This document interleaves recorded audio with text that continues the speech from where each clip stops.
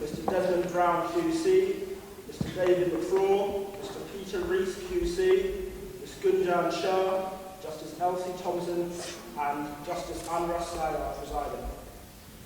You may be seated.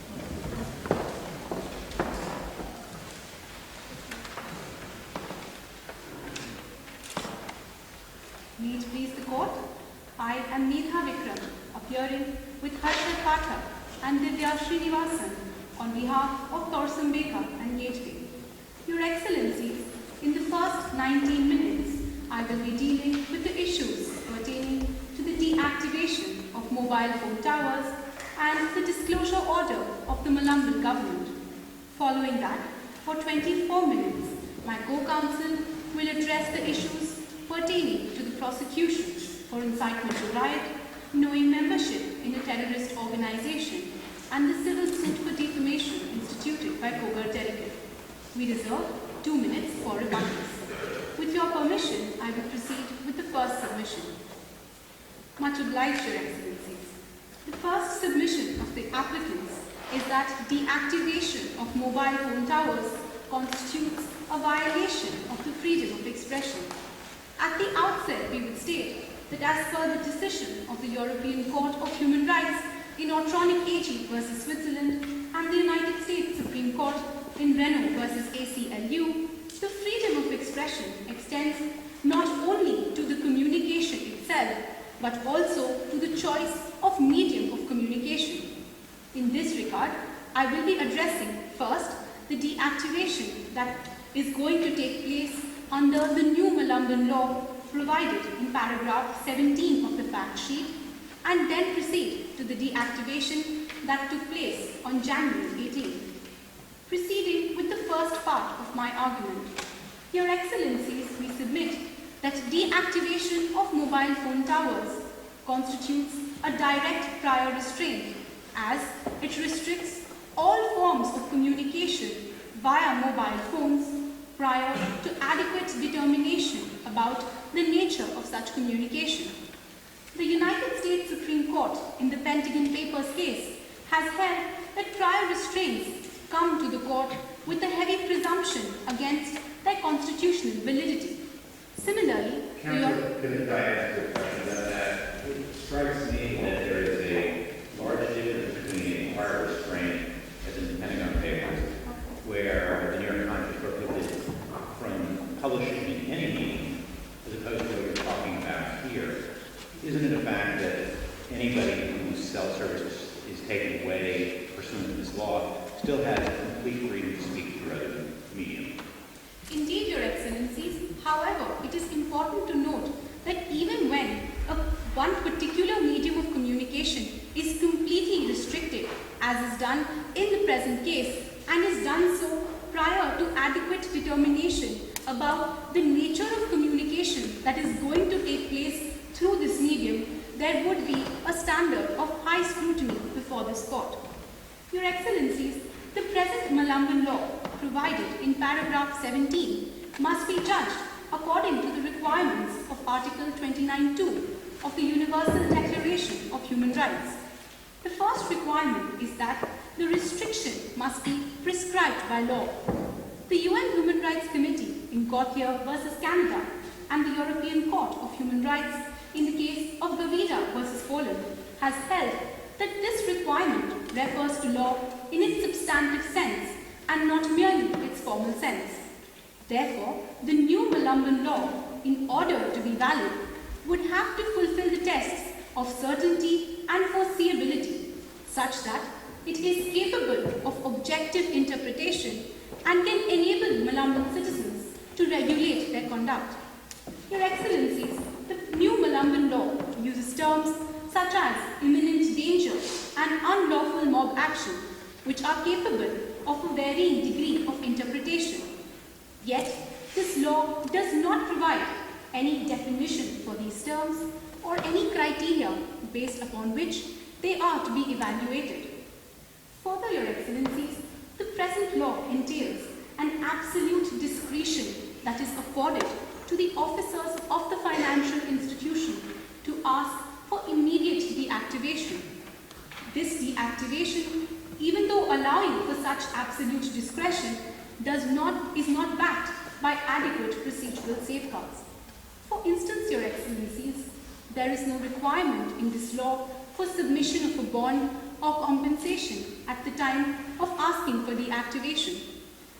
There is no need to go and show good cause before the court unless the deactivation sought is beyond the period of 6 hours.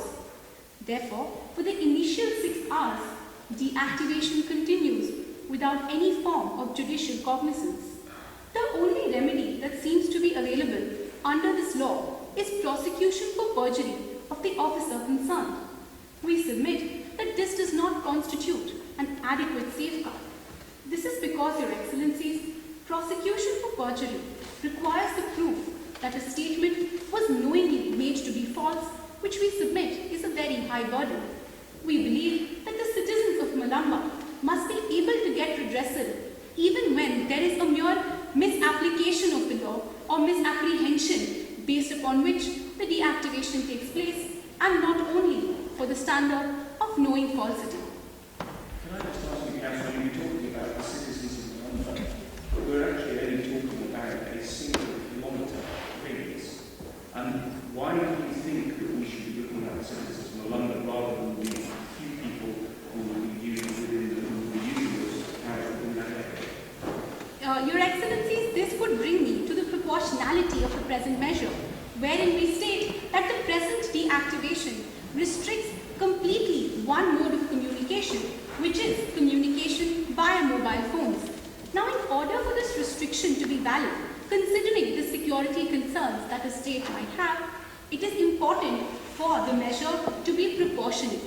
Now, proportionality basically entails a balancing act between the two conflicting rights, and it's also required that the measure taken must be the least restrictive measure. Your Excellencies, we submit that the present law violates the freedom of expression of all the users within the zones of danger in order to deal with an apprehension of danger. We submit that there are lesser restrictive measures to deal with this danger and simultaneously respect the freedom of expression of the citizens. For instance, Your Excellencies, we submit that it is sufficient that in times of an imminent danger that the security outside these financial institutions should be increased. This would curtail any threat that exists from any mob that might gather outside the financial institution. Alternatively, Your Excellencies, even if targeting communication became absolutely necessary, we submit that deactivation is not the only measure. We understand that the reasons why Melamban send so many messages is because they can send unlimited messages for a flat rate. Therefore, if the government wants to limit the impact of text messages on the mobilization of public opinion, all it needs to do is impose a cap on the total number of messages that can be sent.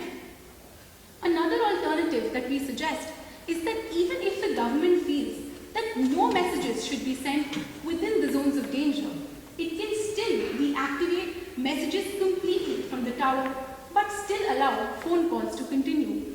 Your Excellencies, this was done in 2010 to deal with the threat of violence that occurred in Jammu and Kashmir. Would you say that a telephone code is equivalent to these messages? Your Excellencies, we submit that telephone calls do not pose any threat of mobilization as the government apprehends mobilization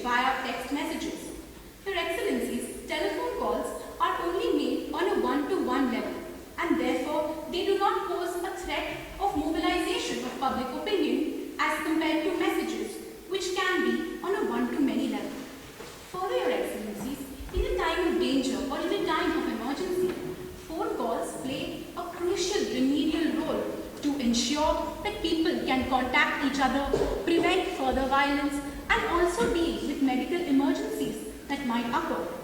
Your Excellencies, in light of these lesser restrictive alternatives that the government has failed to consider, we submit that the deactivation of mobile phone towers, even if it is limited, say, to a geographical area or to a particular time, does not constitute a proportionate response to the threat. These lesser restrictive alternatives could be applied in order to achieve the same aim of public order, but simultaneously respect the freedom of expression of Malamban citizens.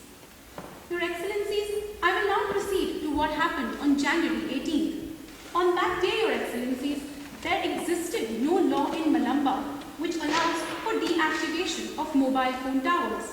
Such deactivation was done under the emergency powers of the Prime Minister of Malamba and hence constitutes a derogation from the freedom of expression. Article 4 of the International Covenant on Civil and Political Rights, which deals with derogations, requires strict proportionality of the measure in order to deal with the exigencies of the situation.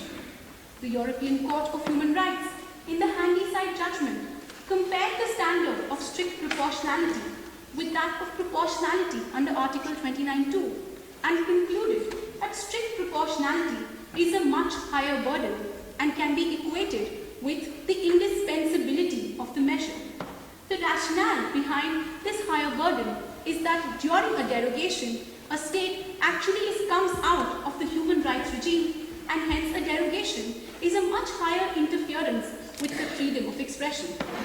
Counsel, Yes. in your view, shouldn't derogation from freedom of expression be permitted on account of fighting words? Your Excellencies, we submit that any derogation from the freedom of expression would necessarily have to fulfill the requirement of strict proportionality. We submit that in the present situation, the deactivation on January 18 was not strictly proportionate. Here, I would like to emphasize again on my submissions pertaining to proportionality to show that even on January 18th, there were lesser restrictive yet equally effective measures available for the government, and the failure of the government to look at these measures and to implement them renders the present restrictions not strictly proportionate and hence an invalid derogation from the freedom of expression. Do I sense a concern, Your Excellency? Much obliged. If there are no further questions pertaining to the deactivation, I will now proceed to the second submission. What about the rights of the bank? You've been talking about freedom of speech, freedom of speech. The bank had a right to property. What about their rights? Indeed, Your Excellencies, we do recognize that there was some damage caused on January 18, and at no point do we condone this damage. What we are suggesting is that in order to protect the interests of the bank, the government could have focused on increasing security. And this is why we suggest that this is why we are not challenging the aim of the government. We do believe that there is an aim of the government to protect the financial institutions as well as to maintain public order. However, in order for a restriction to be valid, the right of the bank with that of the freedom of expression has to be balanced. And if there are lesser restrictive measures, then both these rights can exist simultaneously. But also, isn't part of the balancing exercise to look at the consequences of applying those measures? The consequences of applying those measures, would there not have been an apprehension that increased security would simply have increased the violence and the potential injury to people?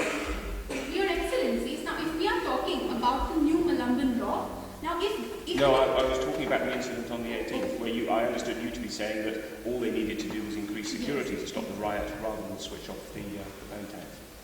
Your Excellencies, we understand that we submit that increasing of security is essential to actually curb any kind of violence that might occur because of mobs that have gathered. We also understand that it may be necessary in certain circumstances to restrict the freedom of expression. What we are suggesting is that rather than going for deactivation immediately, the government could have considered these measures which have been used and which can prove to be equally effective to deal with the threat that the government is identifying. Your Excellencies, we submit that there just from phone calls. While we agree that unlimited messages may lead to mobilization of public opinion, such a threat does not arise from phone calls, and therefore we submit that there was no need to ban phone calls even on January 18. Is it your point, counsel, that these intermediate measures should be tried first, but at some point deactivation could have been justified? Indeed not, Your Excellencies. We are submitting that the first response of the government should have been only to increase security. If, however, it is proved to be insufficient and there was a need to target technology, then the lesser restrictive alternative of SMS caps or only banning SMSs should have been used. We submit that at no point was there a need for complete deactivation of mobile phone towers. But doesn't the Aladdin government have a margin of appreciation? And this is the decision that they came to within that margin of appreciation, having regard to the threat to public order. Your Excellencies, I will respond to your question in two parts. Firstly, the European Court in the case of Schwab versus Austria has stated that the margin of appreciation of states is reduced when dealing with the freedom of expression. Secondly, in the case of Lawless versus Ireland itself, where the court did regard a wide margin of appreciation to the state, it simultaneously held that this margin of appreciation can be made subject to international regulation while dealing with the proportionality of the measure. It is for this reason, Your Excellencies, that I am conducting this exercise of proportionality before this Honourable Court to show that the failure of the government to consider these less restrictive measures renders the activation a disproportionate measure. If there are no further questions, I will proceed with the second submission. Much obliged, Your Excellencies. The second submission of the applicants is that the disclosure order of the Malumban government is not justified. In this regard, we first submit that there was a violation of the right to privacy and that, secondly, there was a chilling effect on the freedom of expression and association.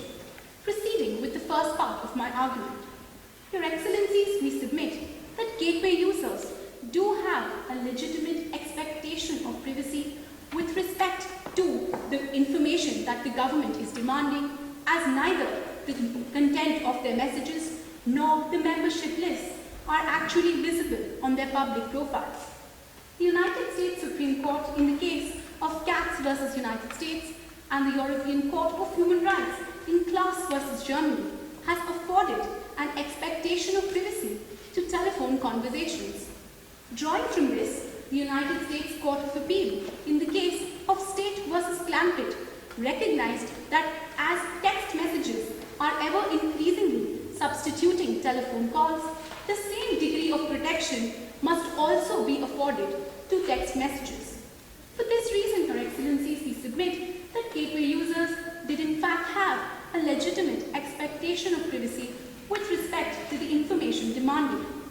Therefore, yes, Your Excellency. Counsel, do you not believe that in light of the third-party doctrine, the right of privacy is vitiated? Indeed, Your Excellencies, I urge this court not to consider the third-party doctrine as it rests on an incorrect, property-based conception of privacy. This doctrine has only been recognized in the United States, and we can see how even the United States is losing faith in this doctrine.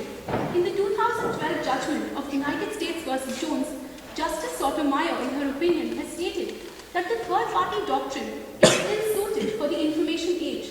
She stated that users do give information to service providers, but they do so as a trade-off for the convenience that is provided, and an expectation of privacy still exists as opposed to government intervention.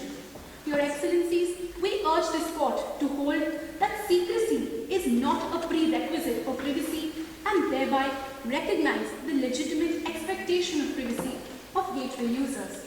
Your Excellency. But isn't it simpler than that if you put material into the public domain, you lose any right to privacy? It's not simply the US third-party doctrine, it's common sense.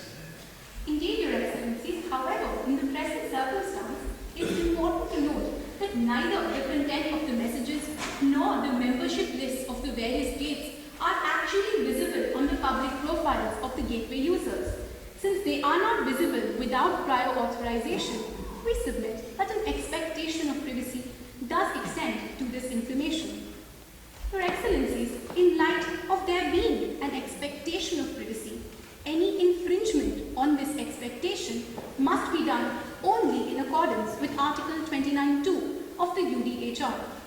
Firstly, we submit that the requirement of prescribed by law has not been met. Your Excellencies, the Malamban criminal, Your Excellencies, I see I'm run out of time. If I may be given 2 minutes. Your Excellencies, in this regard, we submit that the failure of the government to consider lesser restrictive measures with respect to the invasion on the right to privacy itself also constitutes a violation of the right to privacy, and the fact that the government is in possession of this information constitutes a chilling effect on the freedom of expression and association. Your Excellencies, I will now make way for my co-counsel. Much obliged.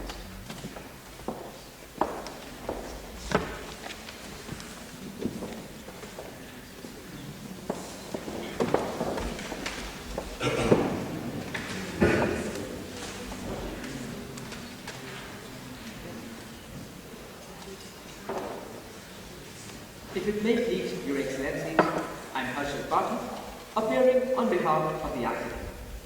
As mentioned by my co-counsel, I shall be addressing 3 issues of defamation, incitement to riot, and knowing membership in a terrorist organization in that particular order. That being said, I now seek Your Excellencies' kind permission in proceeding with my argument on the first issue. Much obliged, Your Excellency. In the instant case, my learned opponent counsel, on behalf of Mr. Delicate, seeks to hold both Mr. Baker and Gateway liable for defamation. Mr. Baker on account of the allegedly defamatory content of the Brigadier Times article, and Gateway, the service provider, on account of the messages sent by its individual users, as well as those circulated as flyers. I shall address both these questions individually. Addressing the question of Mr. Baker's liability, it is my submission that statements concerning public figures and issues of public interest are afforded a higher standard of protection from defamation lawsuits, including the present one. This is also the opinion of the United States Supreme Court in the case of Associated Press v. Walker, as well as the European Court of Human Rights in Lincoln v. Austria. The argument, Your Excellencies, is based upon the simple premise that Mr. Delicate is a public figure. The assertion in turn supported by 2 undisputed facts. 1, that he is the president of the Bank of London, a premier Malamban financial institute. And 2, he is also the sole owner of numerous high-end business enterprises, including the largest trucking company in Malamban. In this regard, the European Court of Human Rights, while addressing a similar situation in Tonsberg Blood v. Norway, categorically held that public figures are those entities whose activities fall within the domain of public interest, wherein public interest includes both the conduct and management of business companies, as well as the suspected disobedience of mandatory laws by prominent personalities. In that case itself, Your Excellency, one Mr. Wick, a leading industrialist of Norway, was held to be a public figure. Applying the same standard to the present facts, it is my submission that as far as the Brigadier Times article is concerned, authored by Mr. Baker is to be afforded a higher standard of protection, since the article was principally directed to the conduct and activities of Mr. Delegate, a public figure. Because that article figure on the point that one should have regard not simply to the status of the subject of the article, but also to the content, what is said about this, the subject of the article. Indeed, Your Excellency, which brings me to the second leg of my submission, Your Excellency, where I point out that his higher standard of protection is not absolute in nature. All it means is that my learned opponent counsel, being counsel for the complainant, has a higher burden to show that Mr. Baker, the author, acted with actual malice. Actual malice, Your Excellency, entails the presence of either ill will false pride or a reckless disregard for the veracity of the statement, which itself is determined on the basis of the factual basis possessed by the author or the publisher. Which brings me There two questions. One is, are you suggesting that actual malice is the international standard? And second, doesn't actual malice fail to require that the journalists like Mr. Vega act responsibly and take steps to actually ascertain the truthfulness of his story? Firstly, Your Excellency, with respect to the international acceptance of the actual malice standard, it is my submission that paragraph 47 of General Comment number 34 on international governance and civil and political rights, which is binding upon the state of Malabar, provides that with respect to statements concerning public interest and public figures, there is the requirement to show actual malice, since the ICCPR itself is binding upon the state of Malabar, who is a signatory. Therefore, the actual malice standard is relevant to the present times. Secondly, Your Excellency, I very well agree with you that one way of showing actual malice is whether the journalist or the author acted with reckless disregard as to the veracity of the statement. I shall show, however, that there was no such reckless disregard in the recent case. Excellencies, this is to be determined on the basis of the reasonable or factual basis presented by a journalist. In the extreme case, if I cite the particular concern, in the extreme case, Mr. Vega relied upon two broad classifications of sources. Let's go back to the previous problem. You insist on actual malice and you argue that this is acceptable as a global standard. That's certainly not supported by facts, or if you look at the experience of many countries. Could you argue that even under a different test, namely what is, for example, accepted in Europe, that is professional responsibility of the journalist, your client would be affected? Do you think that there is an argument under that test as well? Indeed, Your Excellencies, relying only on the point or the ground of responsive journalism, as well as making a reference to the protection provided under the Bulgarian law on defamation itself. Your Excellencies, a journalist, with respect to statements concerning public figures, cannot be held liable for defamation if it is shown that at the time of making the publication, he had a reasonable basis to believe that the contents were true. Your Excellencies, this is so because journalists, when acting in good faith, especially on issues relating to public interest, are afforded a wider margin as to error. In the instant case, Your Excellency, Mr. Vega relied upon two classifications of sources. First, quotations from numerous Malaban citizens, including the Vice President of the Bank of Lama, who himself claimed to have carried out numerous illegal transactions at the request of Mr. Derek. It also included the quotations from another unnamed source of information who is described as an employee of the Bank of Lama. It may be noted, Your Excellency, that journalists have a right to rely upon unnamed sources of information without prejudicing the reliability or the authenticity of the information provided. In any event, Your Excellency, as a responsible journalist, Mr. Vega went on to carry out independent investigation and further corroborated the content of the Bulgarian Times article with reliance placed upon official Malaban documents, both confidential as well as non-confidential in nature. In this point, Your Excellency, so just help me with this. What do you say was the basis of your client's honest belief that Mr. Derek had run over and killed the beggar? Excellency, the basis is twofold. First, that the allegations of corruption were spread out from quotations given by an unnamed source of information described as an employee of the Bank of London. However, they were further corroborated by reliance placed upon official Malaban government documents, both confidential and non-confidential. It may be noted, Your Excellency, that the non-confidential government documents were very well in the public domain. Therefore, the content of them was verifiable by any third person.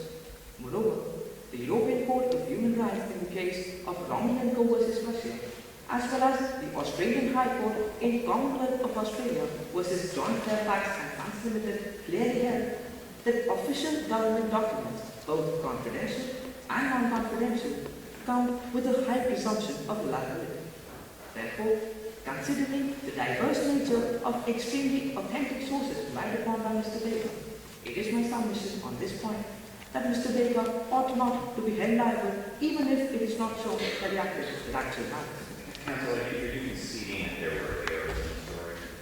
Your Excellency, I understand the fact that the Buchanan Times article makes criminal allegations which are yet unproven. However, And if that's so, does it matter where those particular allegations came from, what sources and what documents?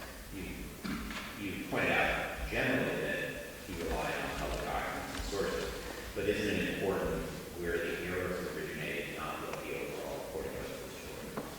Your Excellency, in this situation, since the article would consider an issue of public interest, there is a wider margin of error allowed for responsible journalism, Your Excellency. However, moreover, Your Excellency, with respect to What's meaning by wider margin of error? To tell a lie about someone? Your Excellency, if I may draw a distinction between a false statement and an unproven statement. In the instant case, Your Excellency, why Mr. Baker is being protected? Because he made unproven allegations of corruption on the basis of extremely reliable and authentic sources which I presented before. Therefore, Excellency, considering the fact that a responsible journalism as a part of investigative journalism in good faith relied upon as many sources as possible, conducted an independent investigation to make sure that the information provided is verifiable, he ought not to be held liable for defamation. Excellencies, this is because press serves the role of a public watchdog as well, and the European Court of Human Rights laid down in the case of Goodwin versus United Kingdom that if journalists are forced to reveal the identity of their sources, then their role as a public watchdog shall be seriously undermined. Considering this, it is my submission that Mr. Baker ought not to be held liable. Addressing the question of gateway's liability, Your Excellency, I have two brief submissions to make. Firstly, the gateway is not liable for those messages sent on its radio by the individual user as Ms. Sheridan, the complainant, failed to provide gateway with an actual notice of the complaint intent. Your Excellency, paragraph 11 provides the Malamban law of the Moot Court problem, provides the Malamban law on notice and takedown issues.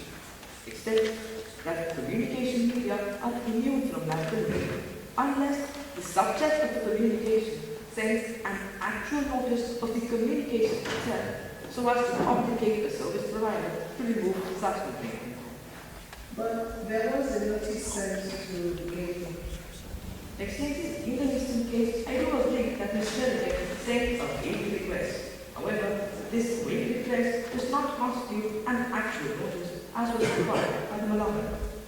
This is so, Your Excellency, because as held by the United States Court of Appeals in the case of Wycombe International versus YouTube Incorporated and the California District Court in Peterson versus eBay, the nature of the removal obligation itself is such that it contemplates actual knowledge or awareness of specific infringing material or illegal material. This is so because expeditious removal is only possible, Your Excellency, if the service provider knows with particularity which content to remove. In the instant case, the waiver request sent by Mr. Telekin may state that How was he to know that several messages, the thing it had gone viral and several messages were going on? So how was he to know what to tell Gateway to stop? The Excellency, considering the fact that all of these messages were very well in the public domain, all Mr. Telekin had to do was join Gateway or find someone who is a member of Gateway and identify at least few of the text messages that are alleged to be defamatory. This is so because a service provider does not have any obligation to monitor and scrutinize the content on its medium unless provided with either actual knowledge or awareness of specific illegality. So it's your case that it was necessary to identify every single individual message in the requisite notice. Is that correct? The Excellency, if I may correctly restate my position, what Mr. Delegate was expected to do was identify only the text of the messages it sought to allege to be defamated. It was after that Gateway's responsibility to find out each and every text which had the content and prohibit access to the same. However, since this vague request does not identify any particular text of messages contained to be defamatory, despite them being easily accessible to him, Gateway is under no obligation to comply with such a vague request. Counsel, what's the legal authority for Gateway having no duty? It seemed to me that the law is to protect service, it's providing a privilege.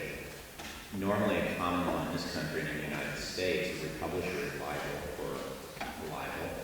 So this is a special privilege. Why doesn't Gateway have a greater duty to find out what's being said, or to take some intermediate steps like temporarily taking them down and working it out? My question really goes to what's your authority for the no duty position?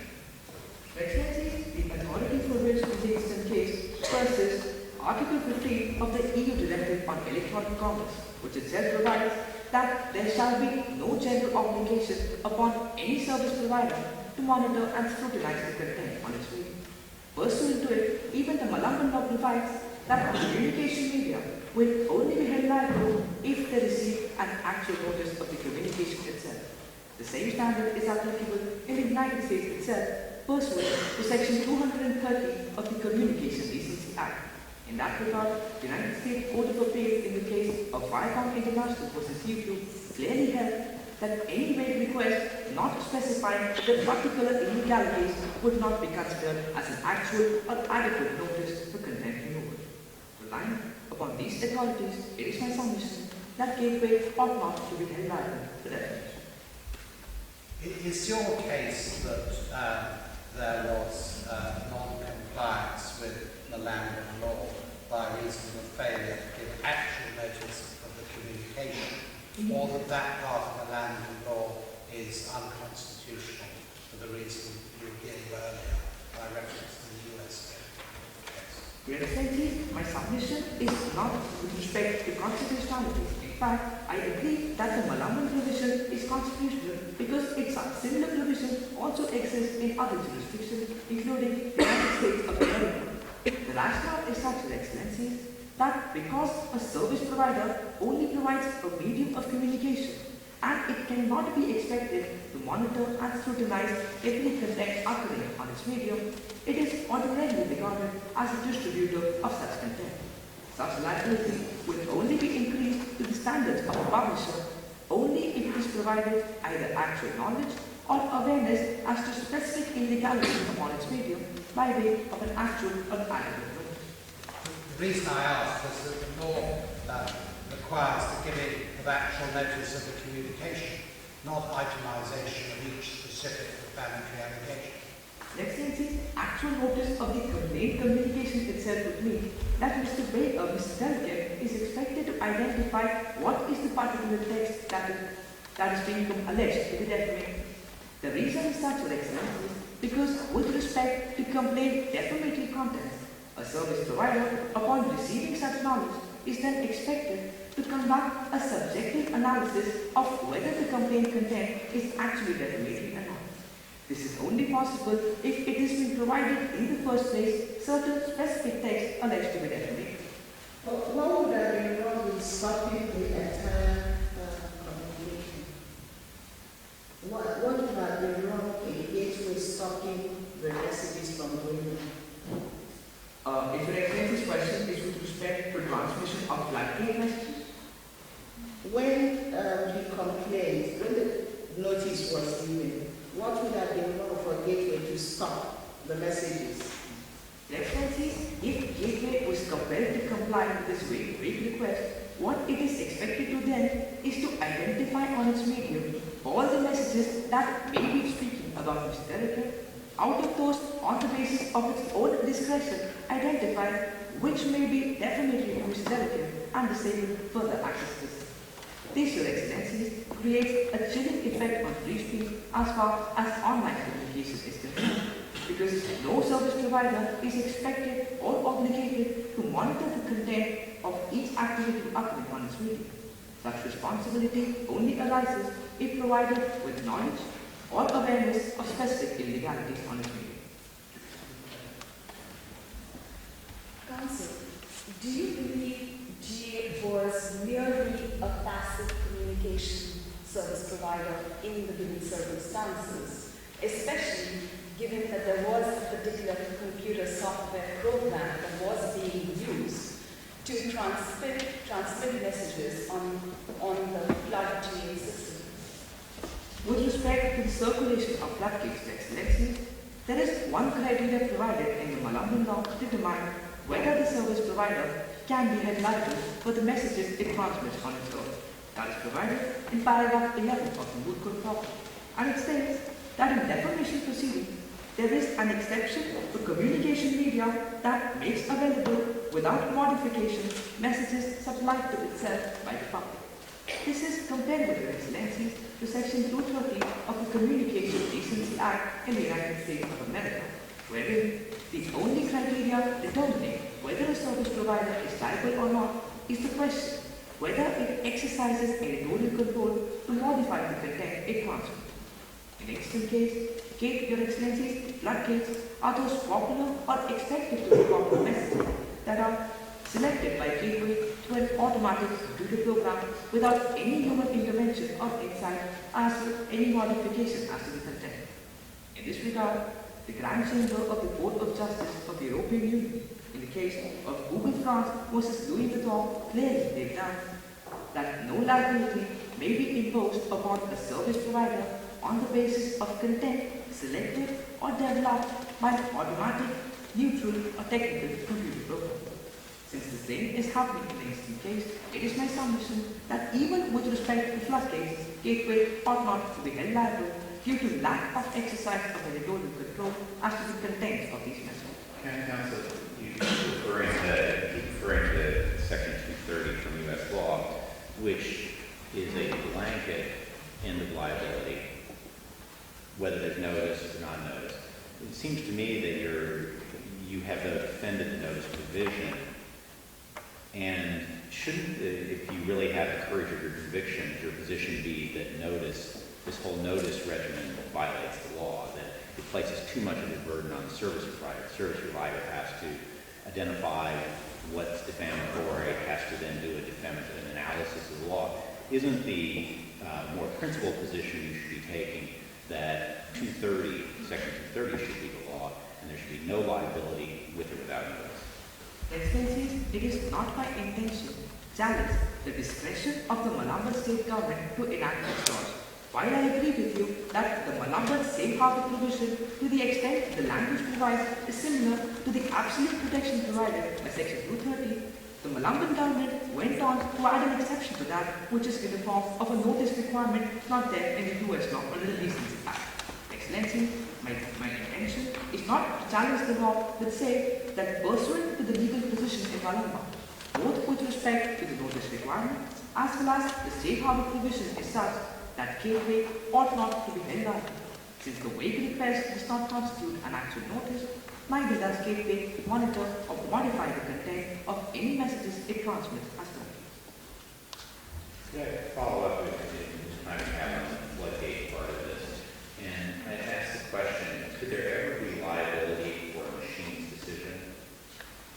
Your Excellency, this was the exact question addressed in the case of Google France versus Louis Vuitton. That the determinative criteria is whether there exists any human intervention or oversight. However, Excellencies, where the content is developed solely on the basis of an automatic and neutral computer program, Excellencies, the service provider cannot be held liable for merely possessing the right or the technical expertise to exercise editorial control.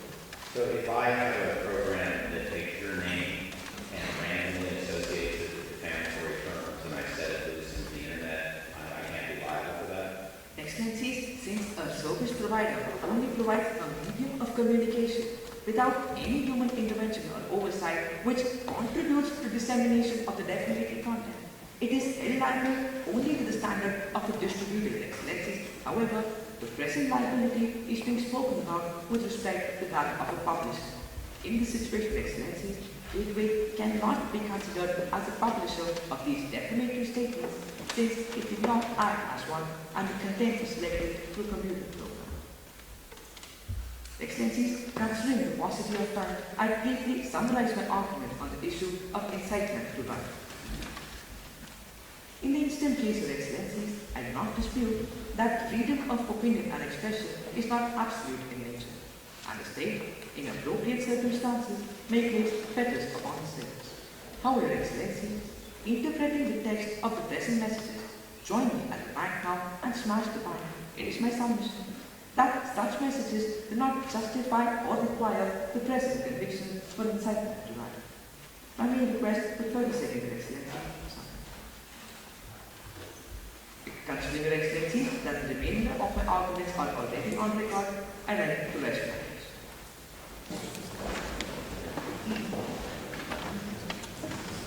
Good afternoon, Your Excellencies. My name is Ms. Bailey and I represent the respondent, Malanda. This case, Your Excellencies, is about a government exercising its duties and responsibilities under international law to protect its citizens, its economy, its security, and indeed the rights of all the people. I will address three of the challenges made by the applicants today. The first one regards the deactivation order of January 18th. The second is the order Gateway to disclose information connected to the criminal investigation flowing from the activity on January 18th. And third, the provisions for future deactivations under Malaman law.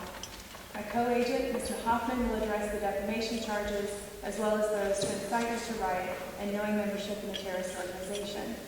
The court's permission, I request 3 minutes for sir rebuttal. My co-agent and I will divide the remaining time evenly. Your Excellency, Malanda is a signatory to the ICCPR, and as such has a duty to uphold the freedom of expression, association, and privacy of its citizens. However, the ICCPR, which the applicants have agreed Malanda should be subject to, also explains that these rights are not absolute, and under certain circumstances, they may be limited. The deactivation of mobile phone towers on January 18th is justified because of the emergency situation that was taking place on the ground. And texting, Your Excellencies, was at the center of this emergency. We are asking this court to not view the riot on January 18th in isolation, but to also consider the entire context of what was happening on that day and what had happened in the recent past. There is a predictable cause-effect relationship between the riots that had occurred in Malanda's recent past and the destruction that occurred because of those riots. The riot on January 18th and the measures that Malanda took in order to respond to that emergency. In 1998, there was a series of riots that lasted for several weeks, damaging severely the UNESCO World Heritage Site of Malanda's Central District. And the Bank of Langar is also in this Central District. Now, 1998 on its face may seem to be a while back. However, these riots caused an 80% decrease in the tourism industry, which is one of three of Malanda's industries upon which its economy relies. And this decrease did not allow tourism to rise to normal levels for 8 years. So this loss, it was fresh in the minds of government officials on that day in January 18th when they could see events unfolding again. Therefore, this was an emergency situation as Malanda sought to protect the economy and the people who were in the city on that day. I think that the recollection that you describe amounts to emergency. Isn't emergency something more objective than having a recollection of past events? What's your definition of emergency? Your Excellency, according to Rapporteur Dupuis' statement of June 1997, a UN rapporteur, states of tension or domestic disturbances caused by political, economic, social, or cultural factors when accompanied by clashes, acts of violence, vandalism, etc., and provided they represent an actual or at any rate an imminent danger to the community, constitute a public danger or public emergency in the meaning conferred to on those terms by international instruments. Further, Your Excellencies, we're asking this court to consider what the European Court of Human Rights considered in cases like Ireland v. UK, that the people on the ground watching the emergency unfold are in the best position to determine the extent and the nature of that emergency and to decide whether there is an actual emergency occurring. For derogation to be proper, there are three prongs that must be met. There must be that state of emergency. Second, that state of emergency must be declared. And third, the measures that the state takes in order to protect itself must be only those that are strictly required by the exigencies of the circumstances. Here, Your Excellencies, Malamba stepped up its local police force to attend to the riot that was going on at one bank. But at the same time that that riot, or just after it had finished, it came to the attention of the Prime Minister and to the Chief of Police that there were up to 250 people gathering at several other branches in the Bank of Langar, and they were using texting to further coordinate attacks. Now, the local law enforcement made a valiant effort and dealt with the events in their one bank, but they were also going to have to be dispatched to several other locations to deal with what was going to occur.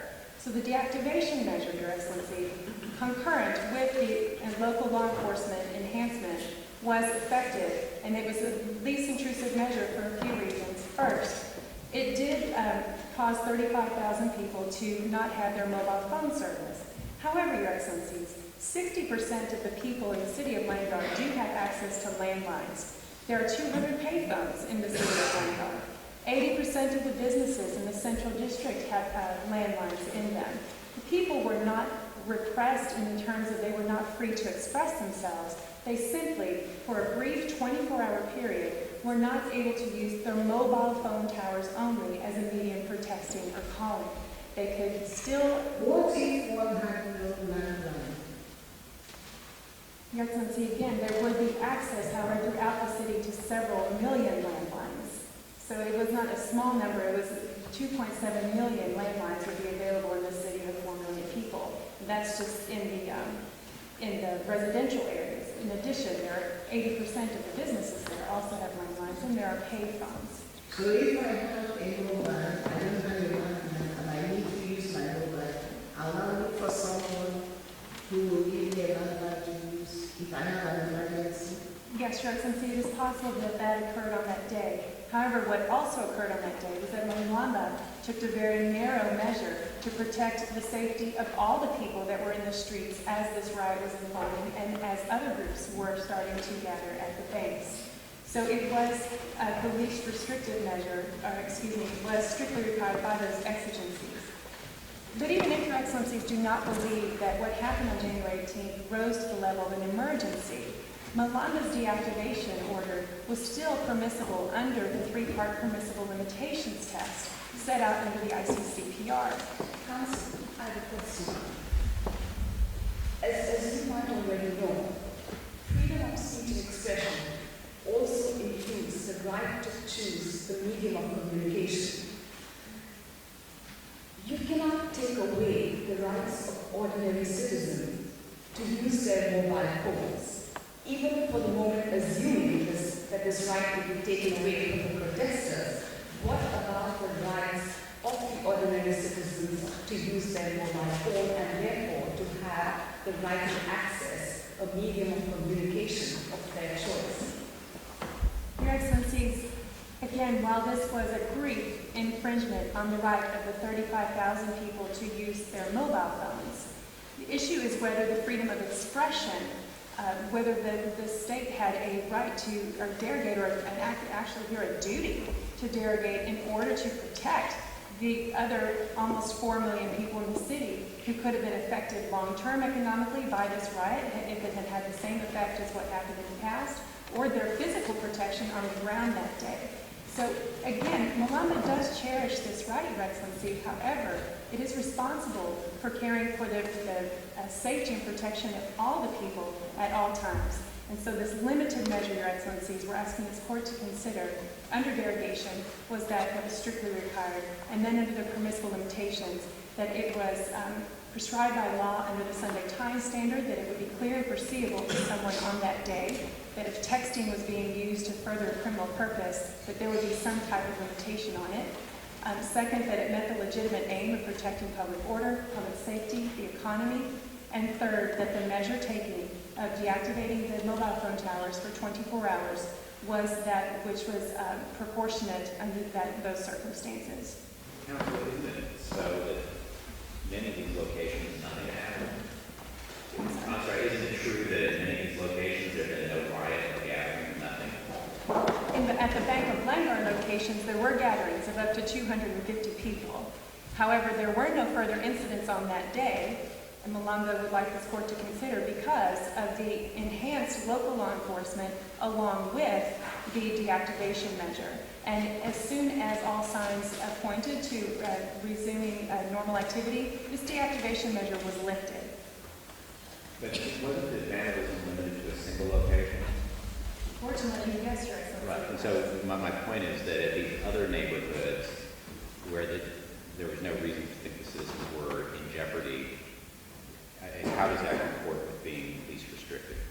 Your Excellency, because on that day the target was specifically the Bank of Langar, the deactivations were focused within 1 kilometer radius of the other Bank of Langar locations, because that's where the people were gathering. So it was a prospective measure to prevent further violence from escalating in those areas. Your Excellency, my second point regards the disclosure of the membership list and the content of the text messages sent on January 18th. The applicants have asserted that Malamba violated, the applicants have asserted that the gateway users on that day had a reasonable expectation of privacy.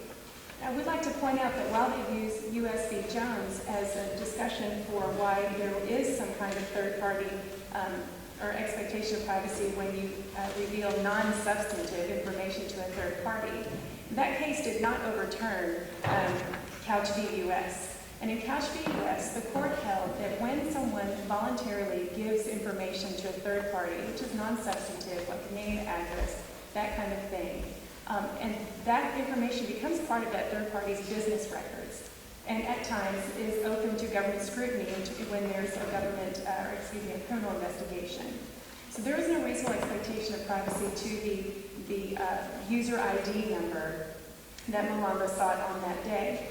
Secondly, regarding the content of the individual text messages sent on January 18th, Gateway users sign a terms of use agreement with Gateway stating that if Gateway is used for a purpose that is contrary to the law, Gateway will comply with any applicable law. This is fair notice to these users that if Gateway is being used for a criminal purpose, the content of their messages, and again, Malamba sought only those messages sent on January 18th, the content of those messages could be open to scrutiny. Gateway had... I sent a message on January 18th that simply was talking about my favorite restaurant. Wasn't that part of what was turned over? That is correct, Your So Excellency. how does terms of use put down any kind of notice that if I make a restaurant recommendation to my friends that the government's going to get that shared? Because, Your Excellency, it is clear that Gateway has made this agreement with the government that it will comply with any applicable law. And the applicable law here is the Criminal Prosecutions Act, which allows a government official upon probable cause to request information that he or she believes will further a criminal investigation. So the content of those messages specifically on that day, Malamba has not sought and will not seek information from the day before or the day after, was at issue. Malamba had absolutely no way of knowing who was sending smash the bank, join me at the bank now, and coordinating these attacks, and if they would continue in the future. Your Excellency, so why did they ask for those specific messages for those profiles rather than for everyone? I think 105,000 users. Why ask for everyone? Your Excellency, that is not exactly what the record says. It's the content of the messages of up to 150,000 users was looked at on that day or afterwards, and only the user information of those who had sent specific messages was requested so that they could tie the phone number with the name of that person. Your Excellencies, even if this court believes there is a reasonable expectation of privacy in these messages, again, the right to privacy, while highly cherished, is not absolute. The European Convention of Human Rights, Article 8, allows interference, or states that interference by a government is permissible when it is in accordance with the law and it is necessary in the interest of public safety or the economic well-being of a country, for the prevention of disorder or crime, to protect national security, or for the protection of the rights and freedoms of others. Your Excellency, all of these things were at play on January 18th. The interference still must have been lawful, and it may not have been arbitrary. There's a balancing test employed by the European Court of Human Rights in KUV Finland and the UNHRC in Van Holst, Netherlands. And what those determinations were is that when a provision that is when an action and interference that is carried out under provisions of law, which are upheld in the national courts, and the state's interest is greater than the person's non-absolute privacy right in that case, then that measure was lawful and it was not arbitrary, was greater than the privacy right at stake. The European Court, as I mentioned in KUV Finland, found that Finland in that case had actually violated the rights of other people because it did not have legislation in place to find the identity of a user of social media who was using social media and his privacy rights as a shield to protect him from scrutiny when he was using that social media for a criminal purpose. In that case, the European Court found that Finland had failed in its obligation to innocent people from Finland by not seeking the identity of that user of social media. Malama, in this case, did have legislation and did seek to find only the identities of those people who smashed the bank, joined me at the bank now, and were members of the most influential gates. This disclosure order, Your Excellencies, as it was prescribed by law, and it did meet the legitimate aim of preventing crime, and protecting public safety, and preventing further disorder, and it was one that was proportionate, does pass the permissible limitations test. Ms. Bailey, does your case fall apart if we think those words of opinion? I'm sorry? Does your case fall apart for probable cause if we think that those words are protected opinion, smash the bank, come to the bank now?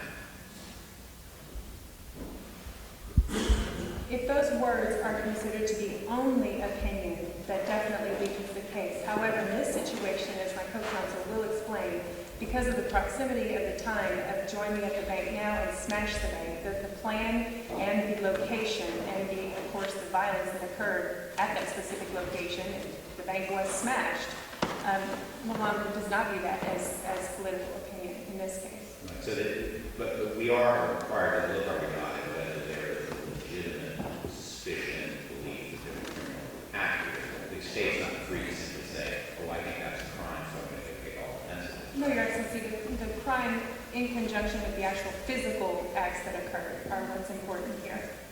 But join me at the bank on its own wouldn't be objection. No, Your Excellency, in fact, there was a take back the bank now was also another message, and there were no prosecutions for that message. Finally, Your Excellencies, I turn to the future deactivation measures that are provided by under Malanga law. The future deactivation measure allows for a very brief and very centered deactivation when an officer of a bank sees that there's imminent unlawful mob action that is circulating or ratcheting up at that person's financial institution. Excuse me. Consider 6 hours to be brief. Do I consider 6 hours to be brief? By an officer who has no obligation to anyone other than to swear to an affidavit. Yes, because he or she will face a perjury charge if they knowingly make a false statement. Your Excellency, in terms of, it is shorter than the 24 hours, certainly, and it is brief enough to allow law enforcement to arrive there in force and to deal with any of the activity that might be going on there before it ratchets up due to further texting and further coordination. However, Your Excellency, and we do find this measure to be proportionate, but if this honorable bench finds that there are more proportionate means, this legislation has not yet, it has taken effect, but it has not yet been applied. The applicants cannot allege any actual harm that has occurred because it has not been applied yet. Therefore, Malanga is happy to consider any more proportionate measures that this bench may feel would be more adequate safeguards than what the Malanga legislature has at this time. Well, with that, would that include requiring a poll, as Ms. Biran suggested? If Your Excellencies feel that that is a more proportionate measure, then Malanga would be happy to take that under review. Your Excellencies, I now hand the time over to my co-agent, Mr. Hoffman. Thank you. One question for you. Do you believe the right provided to private citizens, like bank officials, to cause derogation of human rights of ordinary citizens is justiciable? And related to that, what about the right to equality of the other citizens? Why should this right to cause mobile tower deactivation only be provided to employees of banks? What about other citizens who sense or feel imminent threat? Your Excellency, the answer here is that as the Bank of Langar was a specific target to this threat in the first place, that is a specific purpose. This legislation was created a week after this riot took place. So this legislation is narrowed down to those financial institutions that, because of the article and the mood in the country, are most likely to be the target of future riots.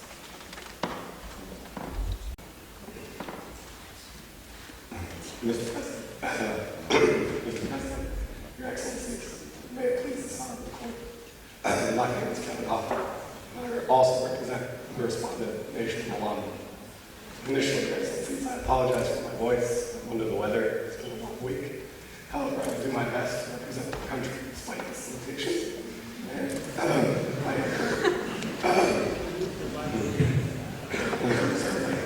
I please, I encourage you to ask me questions for clarification if you do not understand anything from the Your Excellencies, this case, the Nation of Malanga properly restricted the rights of expression and association in order to limit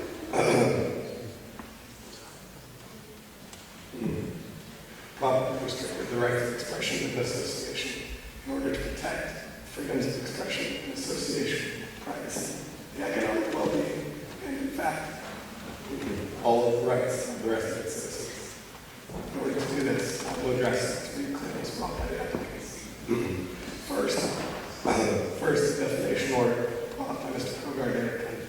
Second, charges of incitement to riot brought against 36 individual Malanga citizens.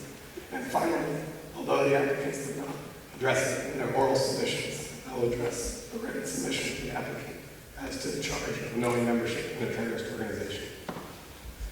Your Excellencies, this case is governed by the three-part peaceful limitations test regarding international law that Malanga's actions are justified if they meet the prescribed by law standard in pursuit of a legitimate government aim and they are necessary in a democratic society.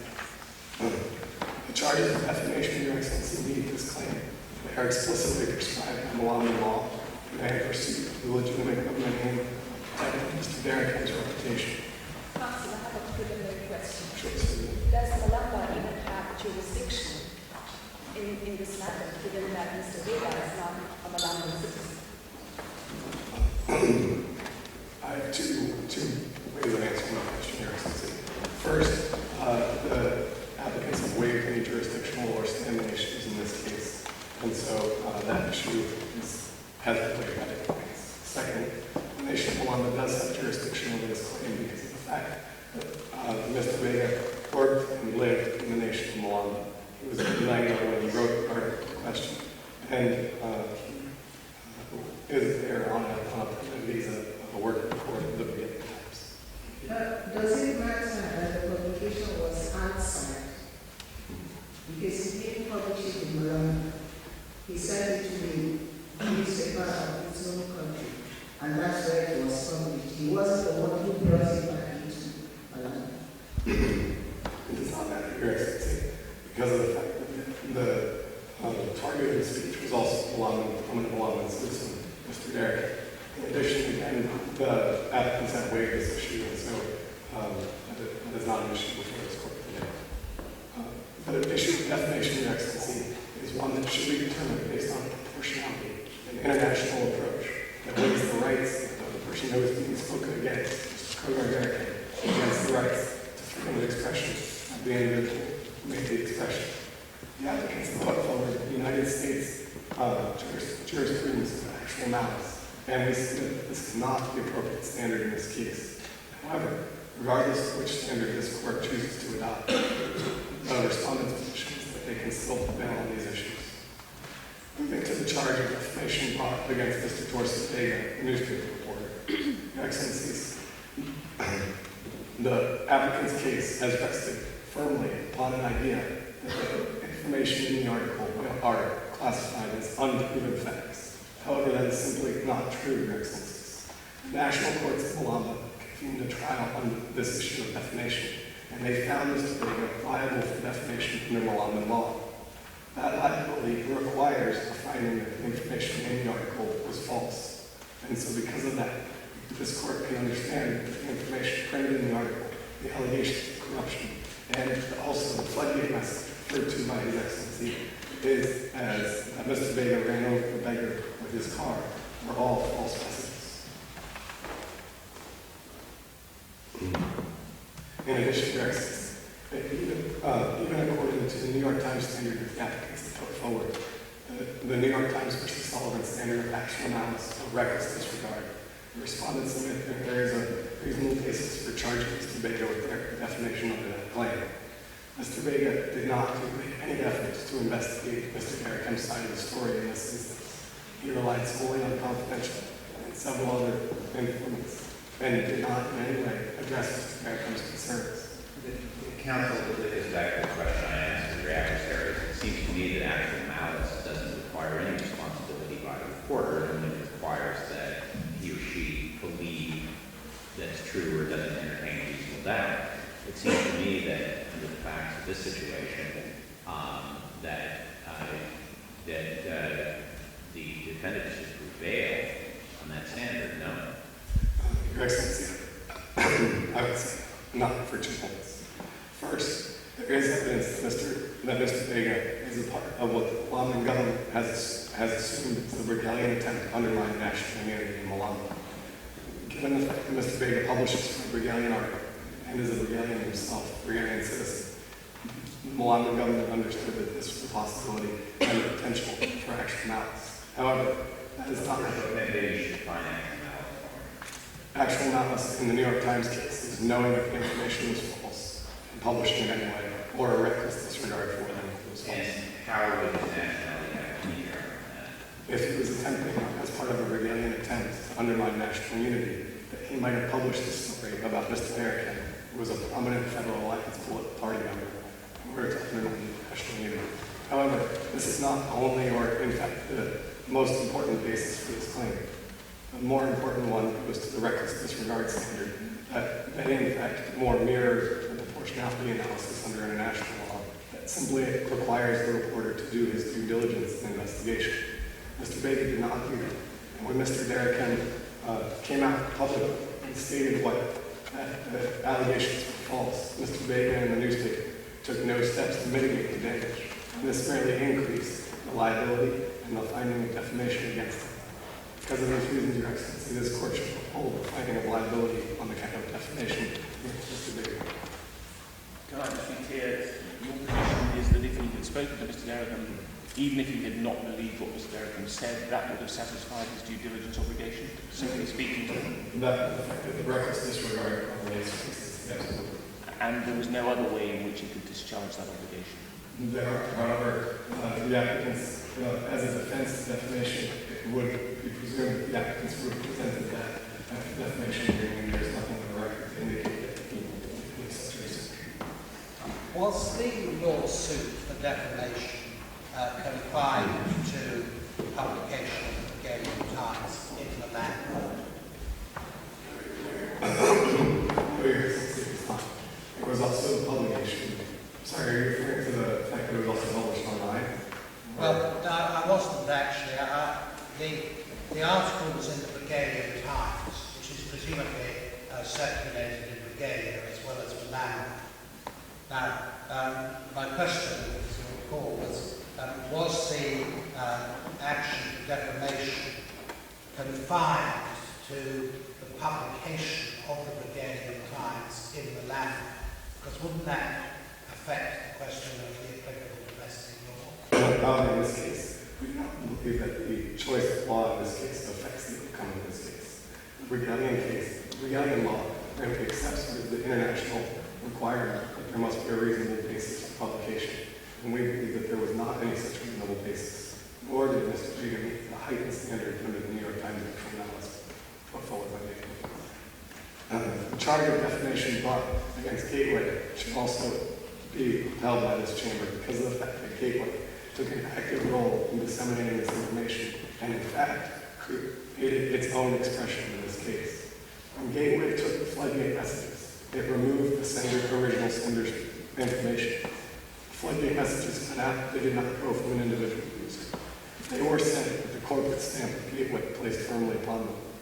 Gateway sent out these messages with the use of an algorithm, computer program, that was not designed merely to pick up what was the most forwarded message. Presumably, Gateway designed this program in order to pick up what was the most likely message to drive corporate traffic in order to increase its business. In doing so, Gateway created its own expression because the purpose for this was to serve Gateway's ends as a business. Can you walk me through what the actual analysis would be when a machine chooses something and transmits it? Your Excellency, my initial response to your question would be that actual knowledge should not apply to Gateway in this case, because first, Gateway is not a report, does not serve the public watchdog role of the press. And secondly, the defamatory statement about Mr. Vega that was the subject of the floodgate message was not a matter of public concern, and that they referred to things like his private residence as well as to the rumor, the patent false rumor proved in the Milan court that he ran over a beggar in the street. And you understand that the time of the stolen was decided in an advertising case, not in a case involving a reporter? Why would it not apply in a case of an information provider giving commercial speech? In this case, important political speech, in my view. My recollection of this case was that it directly applied to information being published on matters of public concern, and that is not the case regarding These statements that were forwarded by Floodgate, weren't they about corruption? Weren't they about a bank president of great influence? The three messages that issued were forwarded through the Floodgate system. One was a joke regarding a slang term that was similar to Mr. Derrickham's first name. The second was a rumor about his gem-encrusted bathtub within his home. And the third was a false rumor regarding the fact that he had run over a beggar in the streets and left the beggar for dead. Can I just ask you another question in relation to the algorithm which you mentioned, Horace, which case is that there was no human intervention of that is the test. Firstly, do you agree with that as a test? And secondly, is it your case that the human intervention was simply with the Gateway design program? And if that's the case, are all programs designed with human intervention? All programs are designed with human intervention, Your Excellency. However, this program in particular was designed with the purpose of creating traffic and creating business to this company. It was not designed to operate in an automatic fashion. And that it would only pick based on one criteria. Gateway holds the actual way that the program works is closely guided by corporate secret. It's stated in the record. And the reason for it is that it is important to the way that Gateway operates its business and succeeds as a corporate entity. In addition to your first question, the standard here, whether or not there was any human intervention, the fact that there was human intervention in this case, the record does state that Gateway does not oversee individual messages. However, it does routinely review the messages sent out on the floodgate system, contrary to what the applicant stated. That is crucial to the fact that Gateway's liability. If it was purely without human intervention, then it would be much closer to just a passive case. Your Excellencies, because of these reasons, this court should hold the finding of defamation against Gateway as well. Turning to the second point, Your Excellencies, the finding of criminal liability against 36 Malaman citizens for incitement to riot. The first part of the permissible limitation test is met because this charge was explicitly prescribed by law in Malama law. The second charge is met because of the legitimate government aim of the prevention of crime and the protection of public order. And the third problem, necessity, is also met. In this case, for instance, necessity came because of the direct link that there was between these messages, smash the bank and join me at the bank now, to the violence that occurred. In their briefs, the applicants cited the United States court case of Brandenburg versus Ohio as the standard for what should be a proper incitement to riot charge. In that case, the court stated that the proper standard is whether or not there was a likelihood that the speech would incite violence. However, the facts of the case are very helpful to the respondent. In the Brandenburg case, the speech being made took place in the middle of the woods. And so, although the speech itself was horrible, it was the moral necessity against Black Americans. The truth is that the court held that there was no likelihood that the violence would take place because of there were no Black Americans within miles. Does intent matter here? I don't know. Does the speaker's intent matter? If these statements were rendered with a perhaps naive but actual belief that it was simply that be a gathering protest and not violent, shouldn't that count for something? Well, perhaps it should be. Perhaps it should be, Excellency. However, in this case, the intent is clear on the face of the messages. In the late morning, on paragraph 14 of the record, it states that the message smashed the bank for the same. This indicated the plan to get set in motion in order to execute violence against that bank.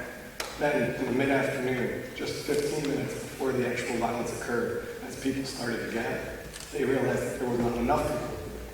And in order to carry out the violence that they planned in the late morning, they needed more people.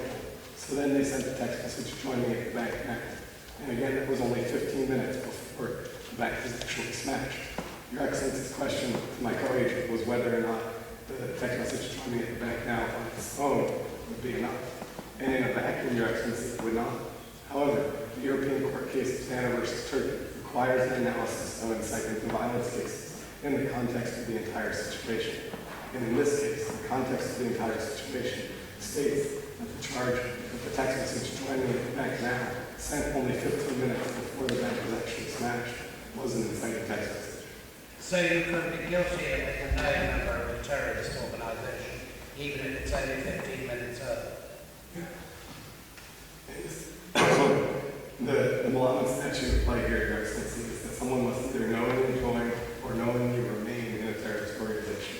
And the facts of this case are, moving to my third point of view, on up with the knowing membership claim, that these individuals, because of the nature of the floodgates of the gate system, were aware of what was going on. Again, in the mid-morning, they were sent a message on their mobile phones, smashed them. They were aware of what these organizations were planning. And then, late in the afternoon, they sent the text message, they received the text message, joining me back now. That was only 15 minutes before this violence occurred. And so these individuals were, in fact, voting members of the terrorist organization at that time. Can you define a terrorist organization? Your Excellency points to a point that the applicants also made in their memorial, which is that terrorist organizations should not be considered prescribed by law because of the lack of definition. However, the international community has provided 26 different international definitions of the phrase terrorism. And in doing, if this court is to overturn this law purely on the basis of the fact that Malama did not define terrorism in this case, if this court would be holding. If you cannot define a terrorist organization, how would one know that the organization the person is joining is a terrorist organization? You join a social network for social purposes, and then your government says you're a terrorist. Your Excellency, the United States Supreme Court case of Boulder versus Humanitarian Law Project. In that case, the court and the United States is a similar common law jurisdiction, which is very analogous to the way that this legislation is written in this case. This is not a civil law system where every single term needs to be defined in order to allow the courts to make a proper determination. Malama can adopt a common law definition of the phrase terrorism in addressing this issue. And in the United States Supreme Court case, Boulder versus Humanitarian Law Project, which was decided in the last decade, the court found that the term material support of terrorism and those two terms as well were not to pay in order to allow a proper and valid application of the law. In this case, Your Excellency, Alaman judges were able to use a common law understanding developed in Malamba, which is not provided in the record, Your Excellency. Correct me if I'm wrong, or maybe I'm not understanding.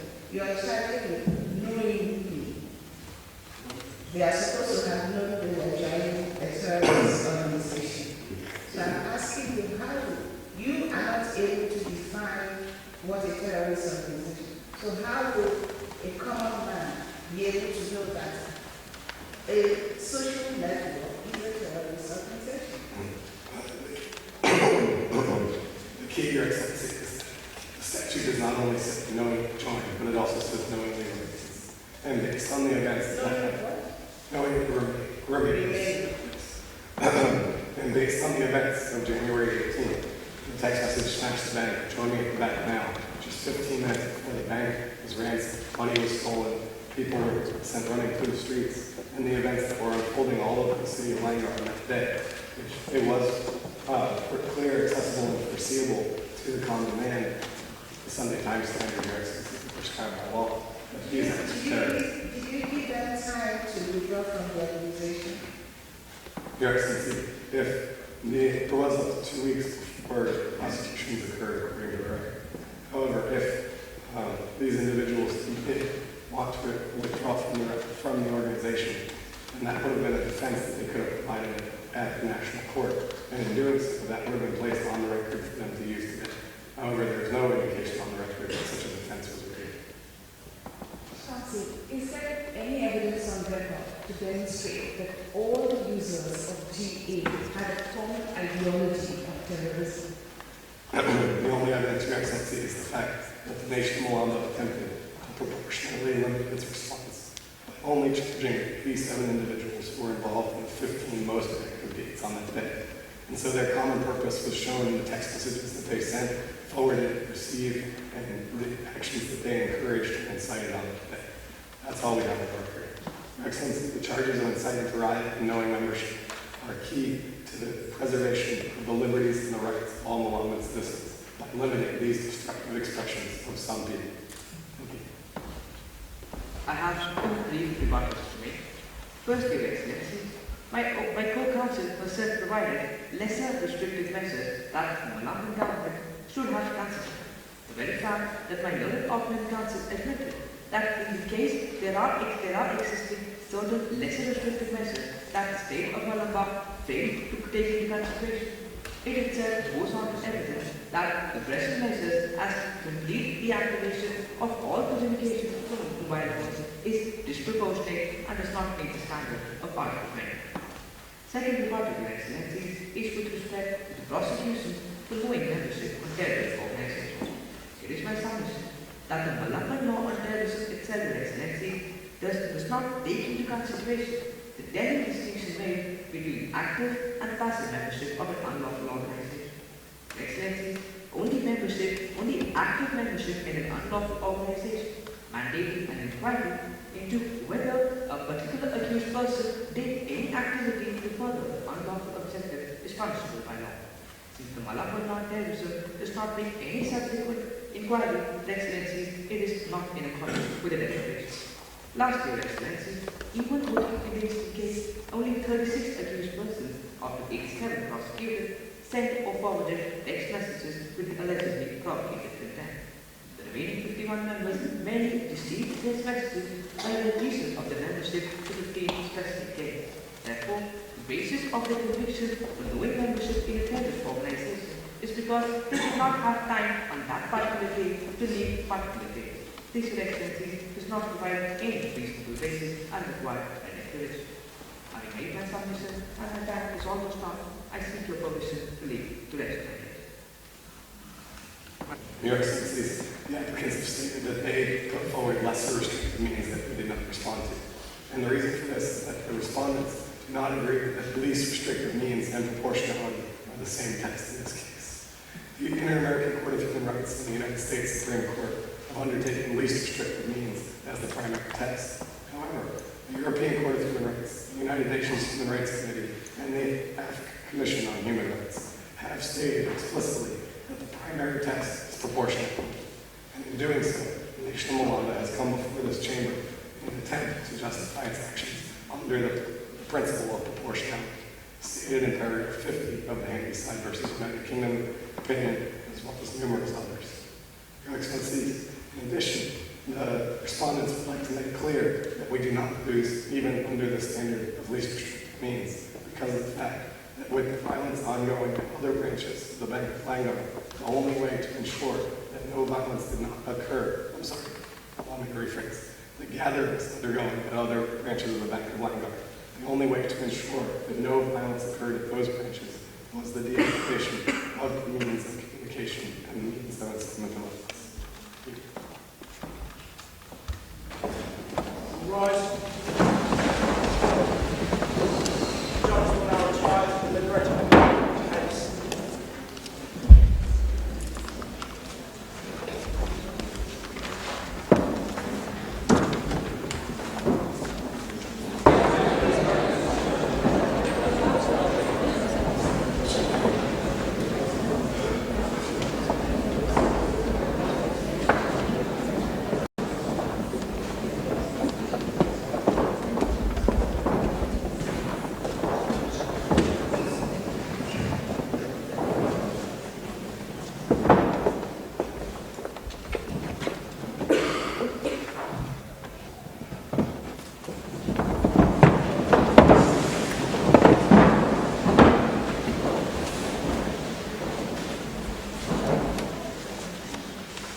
Welcome back. The bench will first share with you the impressions and lessons we learned from this time.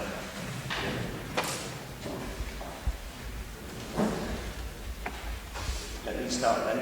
Firstly, we found it incredibly tough between the two teams. Both incredibly good presentations. I think in terms of delivery, the applicant's delivery was very fluent, but sometimes I think an element of modulation of voice or cadence would have improved and helped us to listen. Of course, as far as the other side is concerned, modulation of voice was difficult for physical reasons.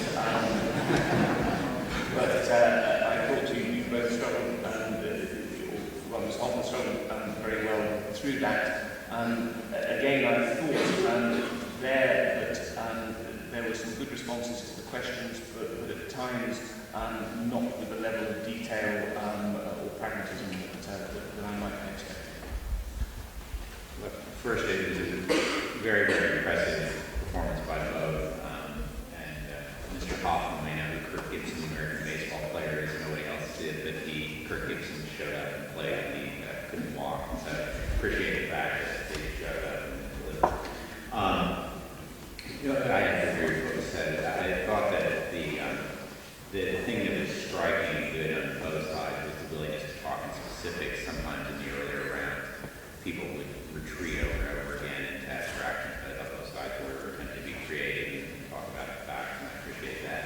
I obviously get my buttons pushed when I think American law is being misrepresented, but everybody managed to answer my questions in good stead. So again, we thought it was an incredibly close round. First of all, congratulations to both the teams. You both did fantastically well, and the level of competition was extremely, extremely impressive. The government side is obviously a more difficult case to argue, and we thought both of you did fabulously well in your arguments.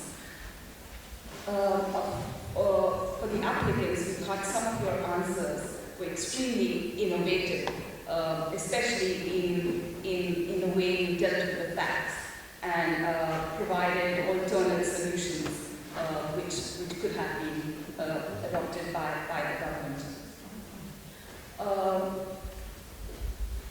One other comment I'd like to make is both the teams picked their battles well. To the extent you ought to have conceded, you did, and to the extent you ought to have taken an argument to its logical conclusion, you did. So congratulations to both the teams.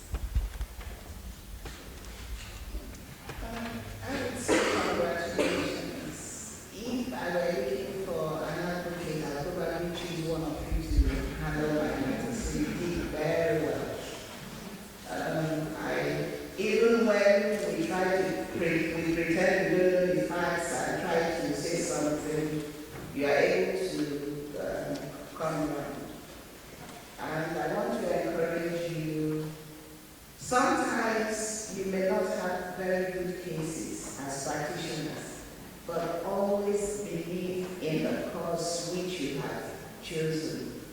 Always believe in that cause. Then you come out doing very well. Congratulations. Well, I certainly join in the congratulations, but let me be a bit more specific. I did quite a lot of training of young barristers in this jurisdiction in their first 3 years of practice. And I can assure you that you were well up to the standard of people who have been in practice for 3 years, and in some cases positively exceeded. I was impressed by the excellent eye contact. It's not very easy when you have a horseshoe bench to do that. I once appeared in Strasbourg in the old days, in the Spikeage case, and had to address a court of 24 judges. Fortunately, most of them kept their mouths shut. The difficulty in maintaining eye contact was virtually impossible. But it was beautifully done by Meta. I was impressed by the reliance, the lack of any reliance at all on nets. Indeed, I wondered whether you had anything on the desk in front of you, Meta. Did you? I had papers but didn't look at them. Was good to know. The Harshat, I would simply say this, that do try and vary your tones. Don't get into the habit of mannerisms which are repeated too often. There's a slight tendency to go like this with your hands up and down. I don't know, have you ever been filmed doing advocacy exercise? It's an absolutely terrifying experience, particularly if you're a senior practitioner. You realise how you managed to make a living for all that time with such terrible mannerisms as jiggling coins in your pocket or walking up and down or clicking your pen, something like that. One other point, Tasha, I thought that in your rebuttal you weren't specific enough in responding to the other side's submissions. It was almost as though you were putting something across that had been prepared in advance. Monica, I admired the way in which you were prepared to make a concession to deal with weakness in your case, particularly the concession you made about the possibility of those who sought to impose a restriction needing to put up a bond or some kind of cross-undertaking. And I thought that you dealt with questions well. But don't allow yourself to appear to be in any way taken aback. You want to try and deal with them naturally. The responses are perfect, but again, it's how you look when you're dealing, but otherwise extremely good. Kevin, sometimes questions are designed to help. It's very common for young advocates to think that the judge intervenes. It's done with some kind of destructive purpose. But you didn't detect that when I was asking you whether the publication that was relied on in the defamation action was confined to publication within the manual. It was designed to help you by providing you with a book on which you could benefit from. That is why the land laws, the governing laws at all. And of course, even though originally it was published in Brigade, what matters, whether it's a hard publication or internet publication, is where it's read, in the case of the internet download. But otherwise, a brilliant and valuable.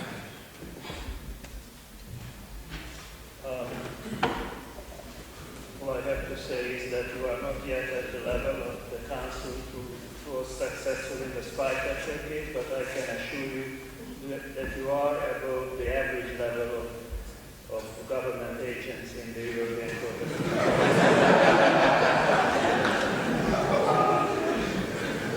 So you have further offer, I suppose.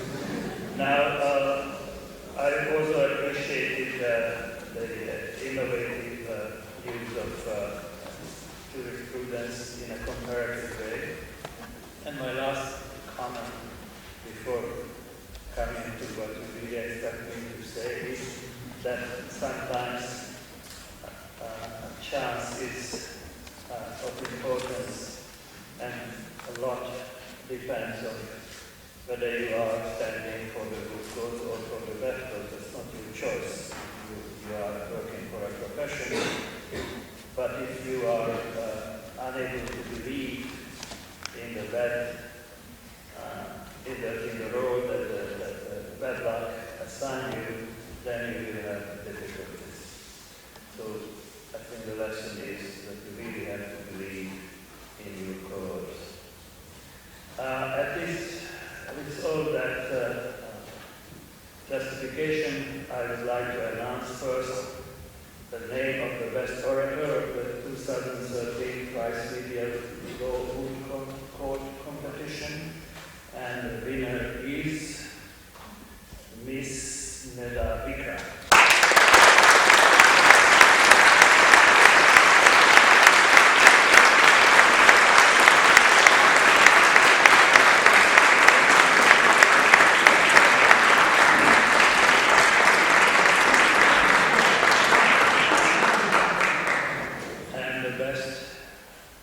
Finalist this year is the team under the number 211.